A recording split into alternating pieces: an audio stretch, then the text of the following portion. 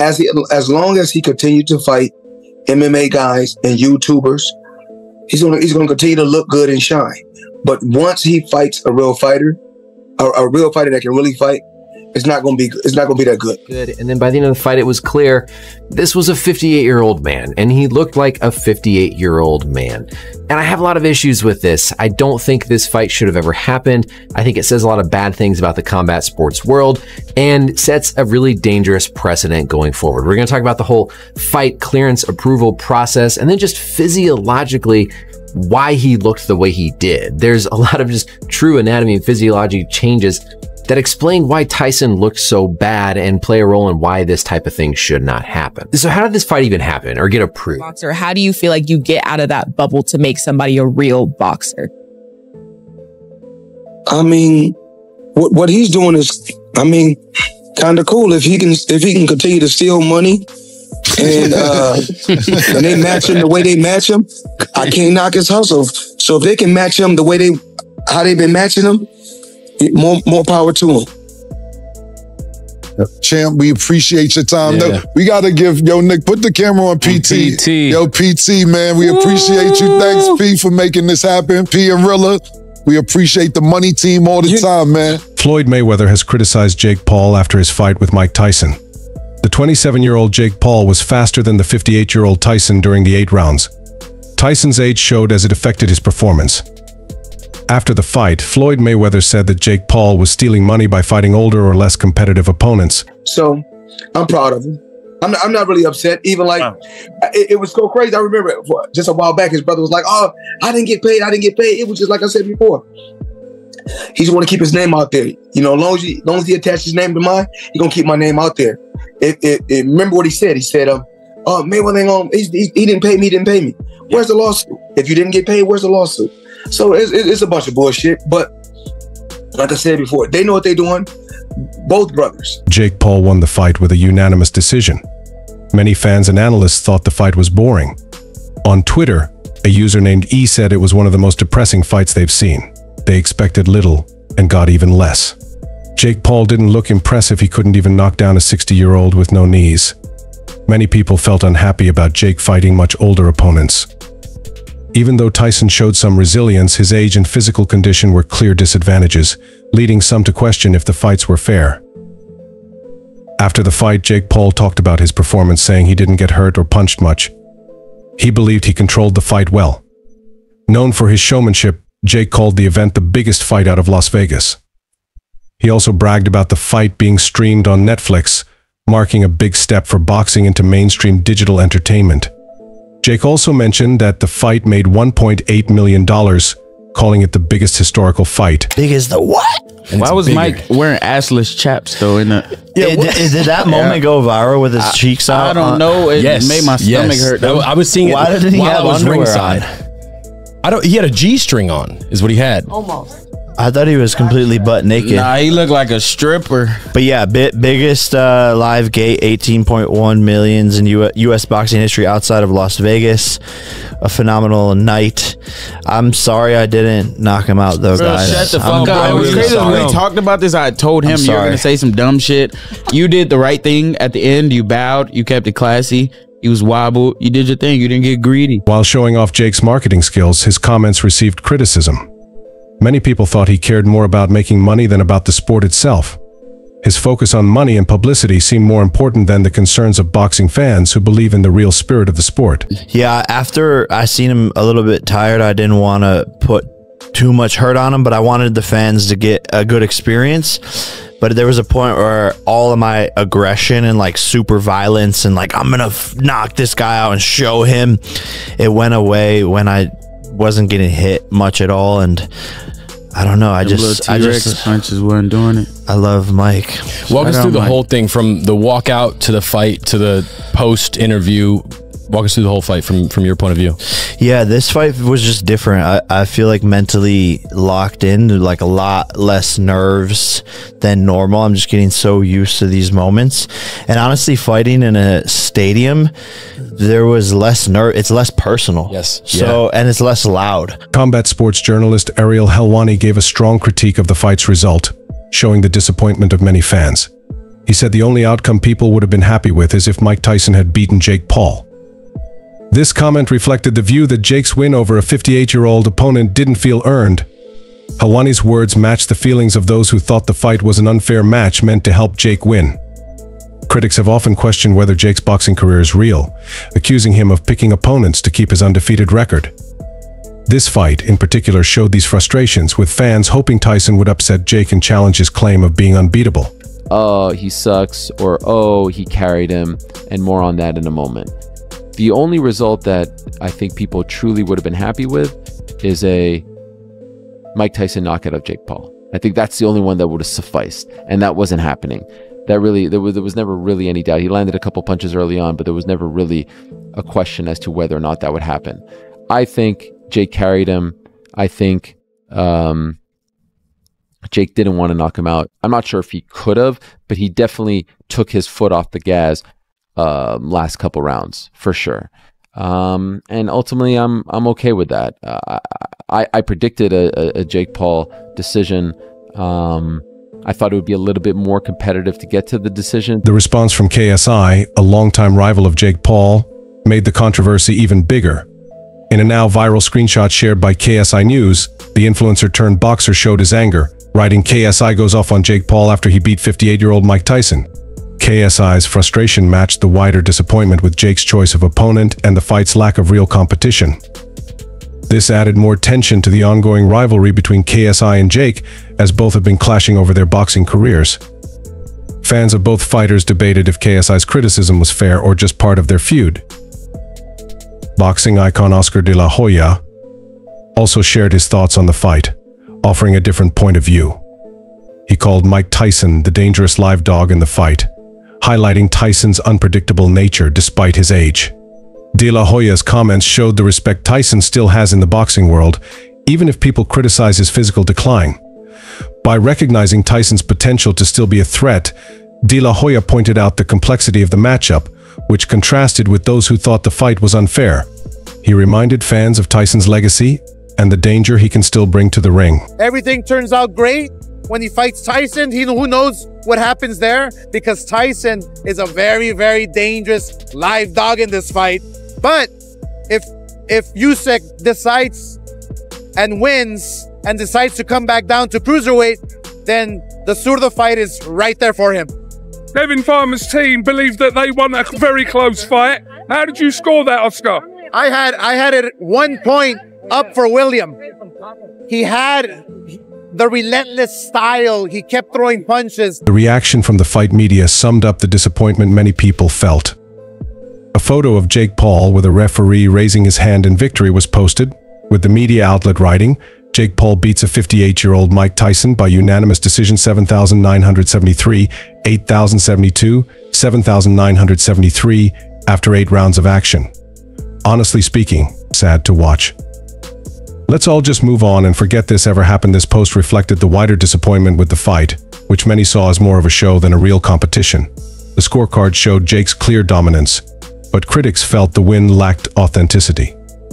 When asked about the fight between Jake Paul and Mike Tyson, boxing legend Bernard Hopkins didn't give a detailed opinion. He said, "I don't prefer to talk about that," and added, "Mike is a good Muslim friend of mine." Hopkins' hesitation to discuss the fight showed how sensitive the topic was, especially regarding Tyson's legacy and the controversy of the match. His response also highlighted Tyson's personal connections in the boxing world and the respect he still gets, while showing that some boxing legends prefer not to comment on fights they feel hurt the sport's integrity.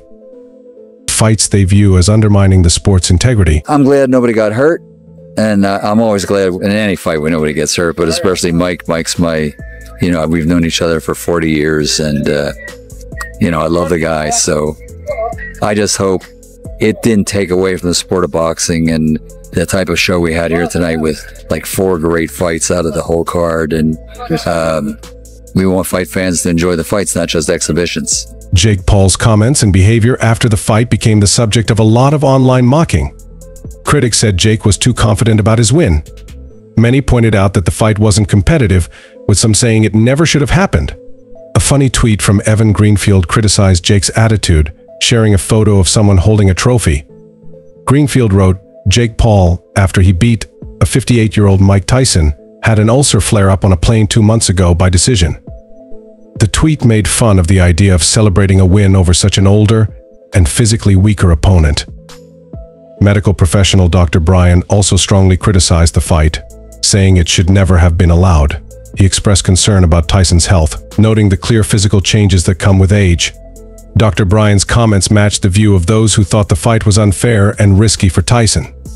His criticism made the debate more serious, focusing on the ethics of allowing a fight like this to happen. The discussion also expanded beyond boxing, raising concerns about the health and safety of older athletes. So how did this fight even happen or get approved? Each state has an athletic commission that governs licenses for combat sports. It's not a national standard, it's state by state, and there's a wide variety of medical clearance processes and rules in place from one state to another. That probably played some role in where this fight happened, because Texas has some of the more lenient medical clearance processes. So here you can see, if you're going to apply to get a license, you basically have to have a medical exam, you have to have some negative blood work, which is pretty self-explanatory. You have to have passed an eye exam within the previous 6 months. And if you are over the age of 36, you are considered an older competitor, and you have to have more favorable physical testing, limited, including EEG. Adding to the disappointment, Twitter user JW gave a sarcastic take on the fight. They tweeted, "I think I got the wrong link for the Jake Paul versus Mike Tyson fight." This comment reflected the feelings of fans who thought the fight didn't live up to expectations. The sarcastic tone highlighted the difference between the hype before the event and what actually happened in the ring. Tyson's performance, though brave, didn't match the legendary skill fans were hoping to see. MMA legend Daniel Cormier gave a more balanced view of the fight. He said many fans had hoped Tyson could win, especially after seeing his impressive training videos before the fight. However, Cormier acknowledged that the results showed the big difference between training and actually fighting in the ring. You know what the craziest thing about this whole situation? And honestly, the production value and everything on Netflix was tremendous. But as we got closer, we got more interested in this fight. Honestly, everybody was watching this fight because Mike Tyson is Mike Tyson. You know, I was texting Rogan earlier, and I was like, I cannot resist the urge to watch it. He said, I'm going right now to watch the fight. Cormier's analysis pointed out the challenges of judging an older fighter's abilities just from pre-fight videos. It reminded people that the physical and mental demands of a live fight are unmatched, even for legends like Tyson. I think, though, that the wool was pulled over our eyes, right? We watched Mike do all these things, and we watched Mike in training, and you get the idea that he had a chance, but he really didn't have a chance to beat this kid tonight. And it showed very early. Fight starts. Mike gets forward, lands a beautiful jab that robs Jake. And I think immediately that made Jake realize that he couldn't be reckless against him. But then as time went on, he realized that that threat was not as present as he might have thought. Former boxer Tony Jeffries pointed out an important factor in Tyson's performance. He said that Tyson didn't have power in his legs, which seriously affected his ability to fight at his usual level. Jeffries' observation helped explain why Tyson couldn't deliver the powerful performance fans were hoping for.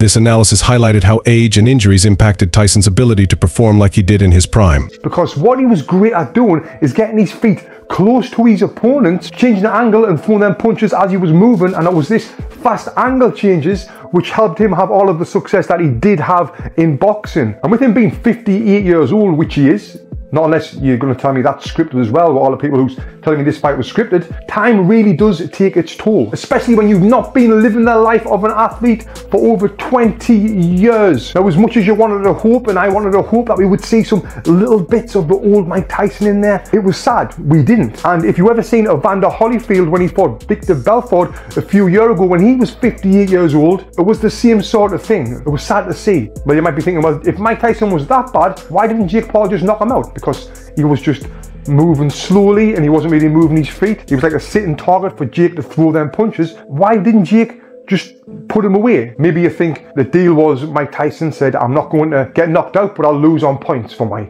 extra 10, 20 million quid. Maybe that's what you're thinking. Well, no. The reason why Jake didn't knock him out was because he couldn't knock him out. Twitter user Warren Budget shared doubts about the fight's fairness. He tweeted, "Everything was safe and under control for Jake. Bro ain't stupid. He wouldn't risk his career by losing to a 58-year-old. Mike held back at the start not to KO him, rigged and scripted." This comment echoed the feelings of fans who believed the fight was fixed to protect Jake Paul's reputation. The accusations of rigging highlighted wider frustrations about how boxing has become more commercialized and how its competitive spirit seemed to be fading. A former boxer, FR, criticized Jake Paul's approach in the fight, especially his decision to punch Mike Tyson in the head.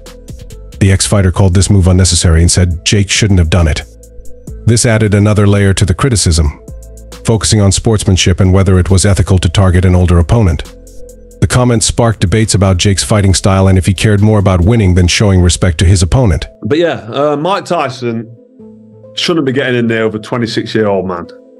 And I know Jake Paul's fucking joker and he can't fight and he lives in clown world, but he still shouldn't be punching a 58-year-old man in the head. He just shouldn't be doing it. I don't care if it's Mike Tyson or a man on the street or someone out of the UFC, 58 years old. I mean, it's too old to be getting punched in the head. So I'm hoping that the contract's sensible and they're going to take the time a little bit. I mean, Jake Paul's probably going to try and chin him in it because he's got a massive ego and he wants everyone to believe he's a great fighter. I don't know what pleasure you can take from beating an old Mike Tyson. I don't know what you get. Like, say Danny Williams beat him, and that's no disrespect to Danny Williams, but like a peak Mike Tyson, the peak Danny Williams is a mismatch. And Danny Williams beat him. He beat him because Mike Tyson was too old, finished. Mike Tyson's now 58, smoking weed, getting carried off airplanes because his back's fucked. Despite losing, Mike Tyson showed great resilience in the ring. He seemed to take Jake Paul's punches well and kept fighting, even though he reportedly had a leg injury. Tyson didn't let his injury become a focus during the fight, showing his professionalism and determination. He the real deal. His hits was connecting. His hits was connecting. Every hit he was connecting, bro. But Mike, to be 58 years old, you got to give him his props. Bro was eating them hits. A lot of his hits was connected, but bro was eating them hits. He was showing you that you're not about to knock him out. Like, he was showing you, you're not about to knock him out. He was taking that shit. He was taking that shit. Pause. And he said he had a leg injury, but he ain't about to make that like no big thing. He still got up in there. And then he was biting his glove and he said that he got a biting sensation. He got a biting sensation problem. And I was like, I just started laughing, bro. Yeah. Fans praised Tyson's courage, seeing his performance as proof of his strong spirit, even with physical limitations. His resilience made the mismatch even more obvious, as his determination wasn't enough to overcome his age and lack of power. When he bit what's his name's ear off, this was entertaining. This was just entertaining, bro. I hope y'all didn't take this too serious. It was just entertaining. He always wanted to fight Mike Tyson. Mike Tyson did this shit because he got paid.